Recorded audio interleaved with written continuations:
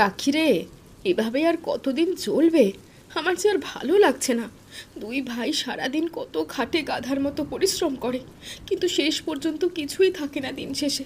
ওইটুকু টাকা দিয়ে আর চারজনের কি পেট ভরে? সাথে আবার একটা বাচ্চা মেয়ে। হ্যাঁ দিদি, বাপের বাড়িতে কোনোদিন এত কষ্ট করতে হয়নি। এমন না যে আমি খুব বড় লোক, বাড়ির মেয়ে, তবুও বাবা কখনো খাবার কষ্টটা বুঝতে দেয়নি। হয়তো আমাদের বাড়িতেও ছিল, কিন্তু সেটা শুধু মা আর বাবার মধ্যে। হ্যাঁ রে ছোট, ঠিকই বলেছিস। মাঝে মাঝে খুব কান্না পায়। এত কষ্ট, এত দুর্দিন কোনোদিনও ভাবিনি আমাদের কপালে জুটবে। জানি না এসবের থেকে কবে মুক্তি পাবো। না দিদি, উপরওয়ালা যেমন খারাপ দিন দিয়েছে, তেমন ভালো দিনও আসবে। একদম চিন্তা করো না, কেঁদো না দিদি, আমি তো আছি। হ্যাঁ, এই একটাই শান্তি যে স্বামী ভালো মানুষ। নিজের ভাইয়ের থেকেও ভালো দেওর পেয়েছি, আর তুই তো আমার বোন হয়ে উঠেছিস, তোরাই সম্বল। কিন্তু দিদি, এই বর্ষা চলে আসতে তো আরও বিপদ বেড়েছে। এইবারের বর্ষাটা তো থামতেই চাইছে না। অন্যান্য বারের থেকে অনেক বেশি বৃষ্টি হচ্ছে। জানি না আবার ফসলের কোনো ক্ষতি হয় নাকি। তাহলে তো যাও বা আসছে সেটাও শেষ হয়ে যাবে। এই গ্রামে তো সবাই চাষাবাদ করেই নিজের ঘর চালায়। বেশি বৃষ্টিতে ফসল নষ্ট হলে সবার বিপদ। গোটা গ্রাম জুড়ে হাহাকার ছড়িয়ে যাবে। তুমি আর ভেবো না দিদি, সব ঠিক হয়ে যাবে।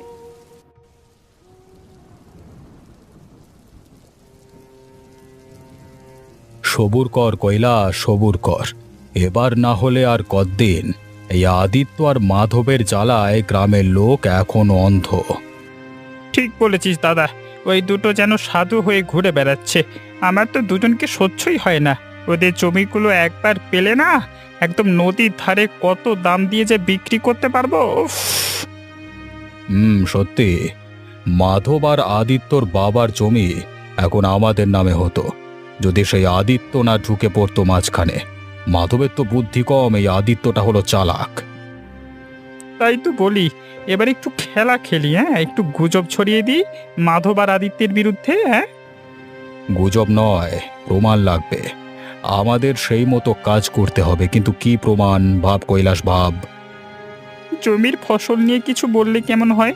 বর্ষা চলে এসেছে, আর এইবার যে হারে বর্ষা নেমে এসেছে, আমার মনে হয় না যে ফসল খুব একটা ভালো উঠবে, সব ফসল নষ্ট হবে। দারুণ তো। লোকজন তো এমনিতেই ভয় খায়, তাদের আর একটু ভয় দেখালেই হলো। তারপর ওদের পরিবারে একটু কান্নাকাটি, একটু নাটক, ব্যাস। বোঝাই গেছে দাদা, এবার সত্যি ওদের তাড়াতে পারবো। হ্যাঁ, কিন্তু সমস্ত কিছু খুব সাবধানে করতে হবে। কোনো গ্রামবাসী যেন কিছু বুঝতে না পারে, কারণ ওরা আমাদের চালাকি ধরে ফেললে আমাদেরকে এই গ্রাম থেকে তাড়িয়ে দিতে বেশি সময় নেবে না। হ্যাঁ, বুঝতে পেরেছি।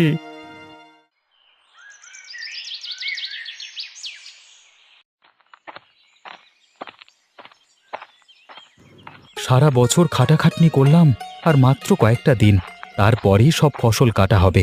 সব ফসল বিক্রি করেই ঘরে কিছু টাকা আসবে, আর ওই দিন তো সবার বাড়িতে বাড়িতে উৎসব। হ্যাঁ, হ্যাঁ দাদা, ঠিকই বলেছ।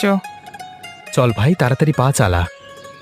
দাদা, দেখো তো এটা কি হচ্ছে, মাঠে মাঠে এত জল, হায় ওপরওয়ালা! সব গেল ভাই, সব গেল। সব ফসল তলায় তলায়, জলের তলায় চলে গেল। এতটা জল এলো কিভাবে? রাতে বৃষ্টি হয়েছিল ঠিকই, কিন্তু তাই বলে এত জল? আমাদের যে সব ফসল জলের তলায় রে! সারা বছরের খাটনি এভাবে জলে মিশে গেল। এবছর কি খাবো দাদা? ঘরে বউ আমাদের ছোট নিশা আছে, তার মুখে কি তুলে দেব? মেয়েটা যে বড্ড ছোট, ও তো এসবের কিছুই বোঝে না। কাঁদলে কিছু হবে না, আমাদের আবার শুরু করতে হবে। কিন্তু কিভাবে? আমি তো কিছুই ভাবতেই পাচ্ছি না। শুধু আমাদেরই না, আরো বাকিদেরও ফসল নষ্ট হয়েছে। এত চিন্তা করে লাভ নেই, যেটুকু আছে সেটুকু বাঁচাতে হবে, নয়তো আমরা নিঃস্ব হয়ে যাব। নিঃস্ব হওয়ার আর কিছু বাকি আছে নাকি? হ্যাঁ, এত ভেঙে পড়লে চলবে না, আমাদের আমাদের শক্ত হতে হবে। কিন্তু গ্রামের মাঠ তো শুধু আমার আর তোর নয়, আরো অনেকের কান্না ঘুরে বেড়াচ্ছে। পুরো গ্রামবাসীর মনে শোকের ছায়া নেমে এসেছে রে।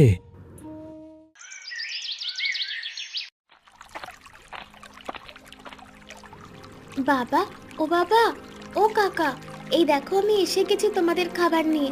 একটু দেরি হয়ে গেল, তোমাদের খিদে পায়নি তো? কি হলো, তোমরা কথা কেন বলছো না? কি গো, কি হয়েছে তোমাদের? মুখগুলো এমন শুকনো কেন দেখাচ্ছে? কিছু হয়েছে? আমাকে বলো তোমরা। জমিটা গেল রে মা, সব ফসলগুলো গেল, সব গেল আমাদের। কি বলছো কি কাকা? কি বলছো এসব? হ্যাঁ তাই তো, জমিতে তো অনেক জল। ফসল সব পচে গেছে, জল ঢুকে গেছে হঠাৎ করে। এবছর কিছুই উঠবে না, খালি হাতে ফিরতে হবে। তোমাদের মুখে খাবার উঠবে না, আমরা কি না খেয়ে থাকবো? কি হবে আমাদের? যাই হোক, তোমরা এত ভেবো না, দেখবে উপরওয়ালা সব ঠিক করে দেবে। এত চিন্তা করো না, আমি খাবারগুলো এনেছি, খেয়ে নাও।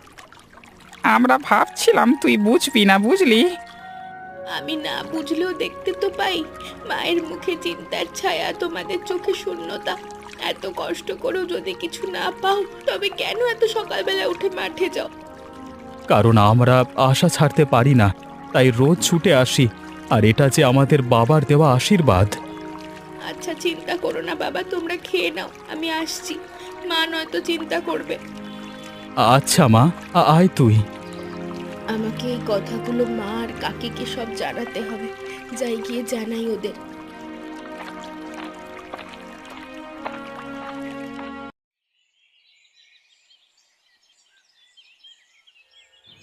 মা, কাকি, তোমরা জানো আজ কি হয়েছে? সর্বনাশ হয়ে গেছে। কি হয়েছে রে নিশা? এমন দৌড়ে আসছিস কেন? কোনো কিছু পড়ে গেল নাকি? অমন হাঁপাচ্ছিস কেন? বলবি তো কি হয়েছে? না কাকি, জমির সব ফসল নষ্ট, পানিতে সব ভেসে গেছে। বাবা আর কাকা একদম চুপচাপ বসেছিল মাঠে। আমি খাবার দিলেও খেলো না। আমার ওদের দেখে খুব কষ্ট হচ্ছিল, ওরা খুব কাঁদছিল জানো। মা, আবার কেমন কপাল! এই নিয়ে তো টানা 3 বছর এমনটাই হচ্ছে, কখনো অতিবৃষ্টি, কখনো সেচ বন্ধ। কি করব বলো তো? তোমরা কিছু একটা করো মা, ওরা ভেঙে পড়েছে। আমি যে বাবার কাকাকে আর এভাবে দেখতে পারছি না, কারণ ওরাই তো আমাদের সব, বলো। ওদের কিছু হলে আমরা কি করে থাকবো? কষ্ট তো আমাদেরও কম নয় মা। স্বামীদের এমন অবস্থা দেখে বুক ফেটে যায়, কিন্তু চাইলেই যে আমরা কিছু করতে পারি না, উপরওয়ালা যে আমাদের সেই সুযোগ দেয়নি। তবু কাঁদলে চলবে না লীলা, আমাদের এবার চুপ করে বসে থাকলে হবে না। ঠিক বলেছ, আমি ভাবছিলাম আমার গয়নাগুলো তো পড়ে আছে, ওগুলো বিক্রি করলে কিছু টাকা আসবে। আমি বুননের কাজ জানি, গ্রামে কয়েকটা জায়গায় বলছিলাম এখান থেকে কাজ শুরু করব, যা পাবো ঘরে আনবো। তোমরা সত্যিই করবে? কিন্তু বাবা আর কাকা মানবে? আমার তো মনে হয় না। আর শুধু বাবা কাকা না, গ্রামে সবারই তো একই অবস্থা। গয়না বিক্রি বা করবো কোথায়? আর বুননের কাজই বা কে দেবে? তাও কথা রে মা, জানি না কি করব।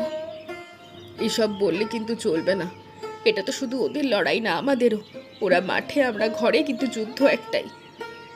এইবার ওদের একা হতে দেব না, কিছুতেই না।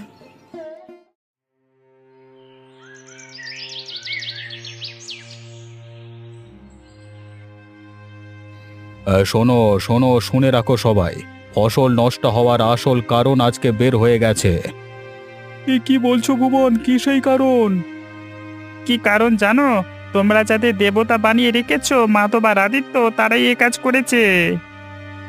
ওরা কি বলেছে? ওরা তো মাঠে ঘাম ঝরায়, কাজ করে। ঘাম তো চোরও ঝরায় পালাতে গিয়ে। কালকে রাতে আমি নিজে দেখেছি ওদের পুকুর পাড়ে ঘোরাঘুরি করতে, গর্ত খুঁড়ছিল। গর্ত কেন? হ্যাঁ, যা বুঝলাম মনে হলো কালো জাদু করছিল, ফসল যাতে অন্যদের না হয়, শুধু ওদের হয়, কিন্তু খেল উল্টো। দেখ, ঠিকঠাক আছিস তো? তোকে চশমা পরিসনি তো আবার? চশমা না পড়লেও তোদের থেকে ভালো দেখি। যদি সত্যি হয় তবে তো বড় অন্যায় করেছে। ওদেরকে ডেকে আনো, গ্রামের বিচারে তুলে দিতে হবে। ওরা যদি এমন কিছু করে থাকে, ওদের মুখে চাল তো দূরের কথা, জল পর্যন্ত পড়বে না। এবার বুঝেছো কারা মাঠের পোকা আর কারা গর্তের সাপ? চলো চলো, সবাই মিলে ওদের বাড়ি যাই। না না ভুবন, বাড়ি যাওয়ার দরকার নেই, পরে দেখা যাবে। এখন ওই দুজনের কাছে যাই, চলো। আর কিছু খোঁজবার আছে নাকি রে? জমিতে তো সবকিছু লুকিয়ে রেখেছিস গ্রামবাসীর সমস্ত ফসল ধ্বংস করবার জন্য, হ্যাঁ? কিরে মাধব, কথা কানে যাচ্ছে না বুঝি? না না, আজকে তোদের খোঁড়া জমিটা আমরা দেখিয়ে ফেলেছি। এবার আর জাদুবিদ্যা চলবে না। মানে কি বলছিস তোরা? স্পষ্ট করে বল। আর জাদুবিদ্যা লুকিয়ে রেখেছি মানে মানে কি পাগল হয়ে গেছিস নাকি? কি সব ভুলভাল কথা বলছিস? আশ্চর্য তো। আমরা নিজের চোখে দেখেছি তোদের পুকুর পাড়ে গর্ত খুঁড়তে। কিসের খেলা খেলছিস বল? তোদের মাথা খারাপ হয়ে গেছে নাকি? আমরা তো নিজের ফসল বাঁচাতে ব্যস্ত। এসব কেন করতে যাব আমরা? আমাদের কিসের লাভ এতে? কেন মিথ্যা অপবাদ দিচ্ছিস তোরা? নিজের ফসল তো নয়, গ্রামেরটা ডুবিয়ে নিজেরটা তোলার চেষ্টা, সবই বুঝতে পারছি। আর তোদের হাতে নাতে ধরেও ফেলেছি, এখন পালাবার কোনো রাস্তা নেই। কি প্রমাণ আছে তোদের? এসব মিথ্যে অপবাদ দিচ্ছিস, কোনো প্রমাণ আদতেও কি আছে? প্রমাণ? তোদের মুখই যথেষ্ট। এত বছর ধরে মুখে সাধু কাজে শয়তান, হ্যাঁ? দেখো, গ্রামের ক্ষতি হয়েছে আর এরা শান্ত হয়ে ঘুরে বেড়াচ্ছে। হ্যাঁ, যদি আমার জমি হতো আমি তোদের কান ধরে উঠবোস করাতাম। ঠিক আছে, আগে এত বলবার দরকার নেই, একটু শুনে নিই ওদের কথা। শুনে আর কি হবে? ওদের লজ্জা বলতে কিছু নেই। চোর জাদুকর সব মিশ্রণ। হ্যাঁ, এতদিন একসাথে কাটালাম আর আজকে এই কথা শুনতে হবে? চল ভাই, এই মাঠ আমাদের আর নেই, তোদের কথাই থাক। যাও যাও, গিয়ে আর এক গর্ত খোঁড়ো। এবার নিজের পছন্দ মতো কবরের মাপ নাও, যত সব। হ্যাঁ।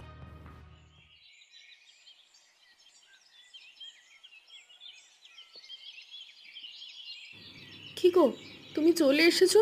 এই জলটা খাও, সকাল থেকে তো কিচ্ছু খাওনি। খিদে নেই, কেমন বুকটা ভার লাগছে। কি হয়েছেটা কি বলো আমাকে। যদিও আমি শুনেছি কিছুটা নিষেধ থেকে। সেটা তো আছেই, ফসল নষ্টের দুঃখ। তার উপর সবাই বলছে আমি আর মাধব নাকি ফসল নষ্ট করেছি। আজকে বিকেলের দিকে আমাদের মাঠে টেনে অপমান করলো ভুবন আর কৈলাস, তাও আবার সবার সামনে। আর অবাক করবার বিষয়, প্রত্যেকটা গ্রামবাসী ওদের সাথেই ছিল। কি অপমান করলো? গ্রামে এতদিন পরিশ্রম করছো আর তারাই এখন সন্দেহ করে? কেউ কিচ্ছু বলল না, শুধু দেখছিল যেন আমরাই অপরাধী। যাই হোক, আমি শুয়ে পড়ি, হ্যাঁ?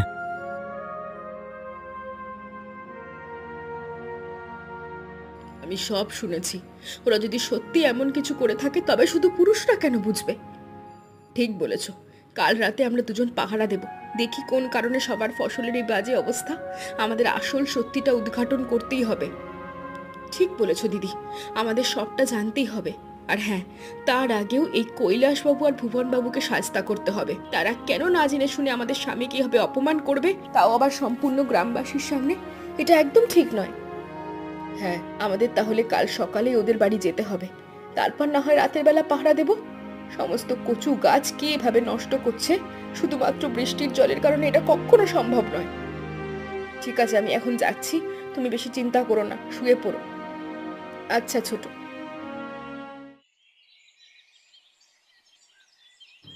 এই ভুবন কৈলাস, খুব মজাতে আছিস দেখছি। তোদের কি লজ্জা করে না ভদ্রলোকদের নামে অপবাদ ছড়াতে? আরে আরে, কি ব্যাপার? এই ভর দুপুর বেলায় বউয়েরা আমাদের বাড়িতে কেন? মাধব আর আদিত্য বুঝি ভয় পেয়েছে, সেই কারণে হয়তো তাদের বউদেরকে পাঠিয়েছে, হ্যাঁ? কি বলিস কৈলাস? হ্যাঁ একদম। কিরে লীলা, আদিত্য তোকে ঠিক মতো ভালোবাসে না বুঝি? হ্যাঁ ভয় ডর আমাদের থাকলে তোদের বাড়িতে পা রাখতাম না, এটা মনে রাখিস। আমরা এসেছি চোখে চোখ রেখে কথা বলতে। আর একটা শব্দ যদি শুনি না আমাদের স্বামীদের নামে মিথ্যা কথা বলেছিস, পরের দিন থেকে তোদের দাঁত খুঁজে পাওয়া যাবে না, এই বলে দিলাম। কিরে, শাড়ি পরে যুদ্ধ করতে এসেছে, হ্যাঁ? কৈলাস, আমার তো দেখি ভয় লাগছে। শাড়ি পরে যে আগুন জ্বলে তা বুঝতে পারবি কবে? আদিত্য আর মাধব কিচ্ছু করেনি। এই মিথ্যে কথা বলে তোদের নাম কেটে দেবো এই গ্রাম থেকে। হুমকি দিচ্ছিস বুঝি? আমরা কিন্তু খুব ভয় পাচ্ছি। না, হুমকি নয়, সতর্ক করছি। আমাদের চুপচাপ দেখে তোরা ভাবিস না আমরা দুর্বল। চোখের জলে যারা জ্বলতে শিখেছে তারা আগুন ধরতেও জানে। বেশ বেশ, বউর এখন বিপ্লবী হয়েছে দেখছি। আমার তো শুনতে বেশ ভালোই লাগছে। বিপ্লবী না, প্রতিবাদী বল। আর শোন, মাথায় উঠে নাচতে শিখিস না। মাথা কেটে দিতে আমাদের সময় লাগবে না। এরপর কিছু করতে গেলে অন্তত 100 বার ভেবে করবি।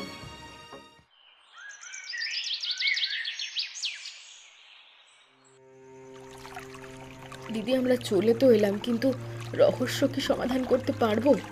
আমার খুব চিন্তা হচ্ছে। চিন্তা করিস না ছোট, এসেছি যখন কিছু না কিছু একটা বের করেই যাব। দিদি, ওই দেখো জল থেকে কিছু একটা ঢুকছে ওই দিক দিয়ে। নদীর বাঁধ ভেঙে গেছে মনে হয়, জল তো একেবারে জমির মধ্যে ঢুকেছে। হ্যাঁ, আর দেখো দেখো জলে কিছু একটা নড়ছে মনে হচ্ছে। কি গো ওটা? আলো তো ওইদিকে ফেলো তো একবার, বুঝতে পারবো তাহলে। ওরে বাবা, এ তো মাছ, বেশ বড় সড়ো।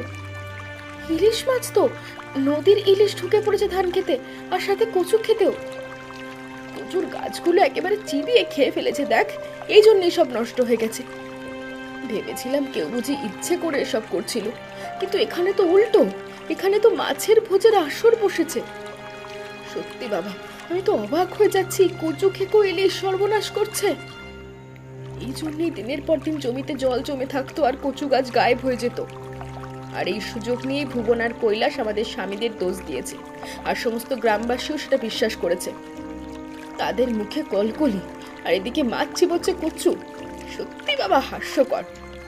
কাল সকালেই সবাইকে বলবো, যত সত্যি আমাদের চোখে পড়েছে তা কেউ মিথ্যে প্রমাণ করতে পারবে না। আজ না হলে কাল কিন্তু আমরা প্রমাণ নিয়েই ফিরবো। সত্যি যদি পাহারা না দিতাম এই রহস্যটা ফাঁসি হতো না। চলো দিদি, এবার বাড়ি ফেরা যাক।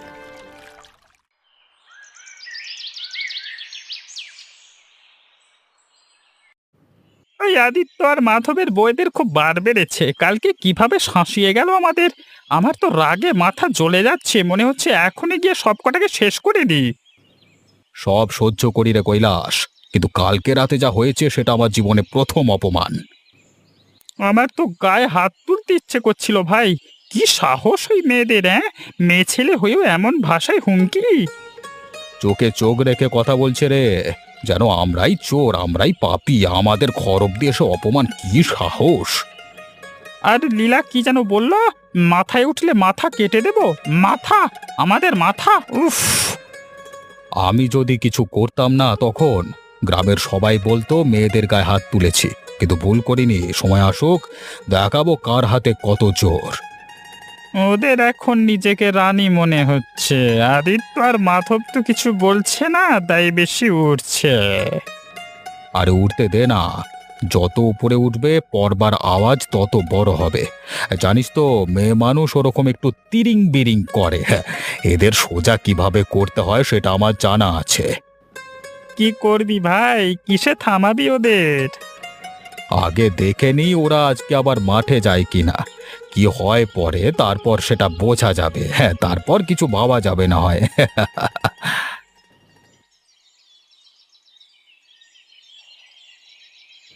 আপনারা সবাই আমাদের স্বামীদের দোষী ভেবেছিলেন, কিন্তু আমরা সত্যিটা দেখে এসেছি। কারণ আমরা জানতাম আর যাই হোক আমাদের স্বামীরা এরকম করে কারোর ক্ষতি করতে পারে না। ওরা অত্যন্ত ভালো মানুষ, সেটা আমরা বুঝেছি। কিন্তু আপনারা এতদিন কাজ করো সেটা বুঝলেন না। আসলে আপনারা মানুষই চেনেন না। এই হ্যারিকেনটা দিয়ে আমরা রাতভর পাহারা দিয়েছিলাম খেতে, আর তখনই দেখি নদীর জল ভেঙে ঢুকে পড়েছে মাঠে। আর সেই জলের সাথে এসেছে ইলিশ মাছ।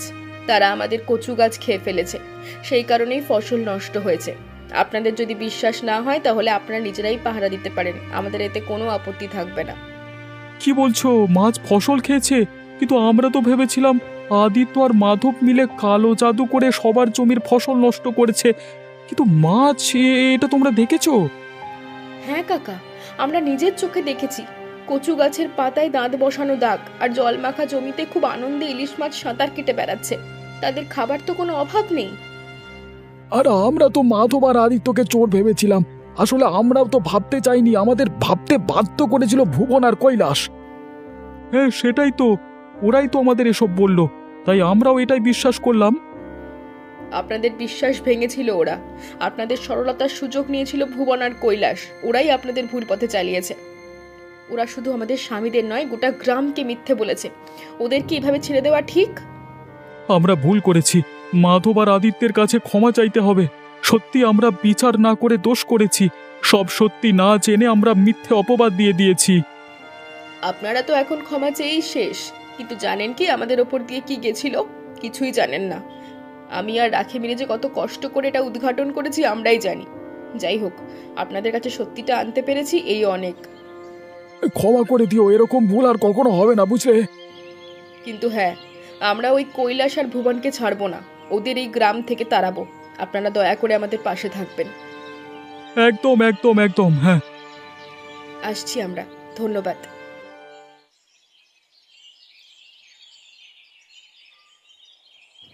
কিরে কৈলাস আর ভুবন, বাড়িতে লুকিয়ে বসে আছিস বুঝি? ভয় পেয়েছিস নাকি?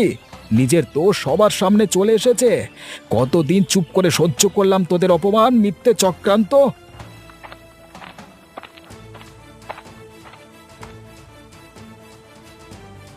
গ্রামবাসীর মন বিষিয়ে দিয়েছিলিস আর আমাদের পরিবারটাকে শেষ করতে চেয়েছিলিস, কিন্তু ওই যে বলে না, উপরওয়ালা আছে, উনি ভালোদের সাথে কখনো অন্যায় হতে দেয় না। মারিস না, আমরা ভুল করেছি ভাই। হঠাৎ করে সব মানে হাতের বাইরে চলে গিয়েছিল, আমাদের ক্ষমা করে দাও না।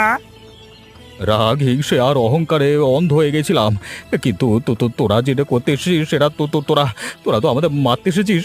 ছেড়ে দে, ছেড়ে দে না, ছেড়ে দে। আমি কিছু করিনি, শুধু অন্যায়ের জবাব দিতে এসেছি।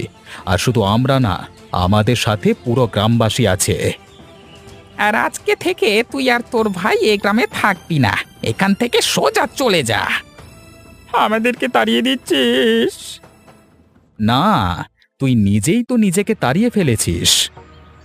ভাই ভাই, আমরা নিজেরা হার মানছি, যা করেছিলাম তার ফল পাচ্ছি, আমাদেরকে মাফ করে দে। মাপ চাইছিস তো? চলে যা, চুপচাপ চলে যা এখান থেকে। এর বেশি কিছু বলবার নেই তোদেরকে, যা।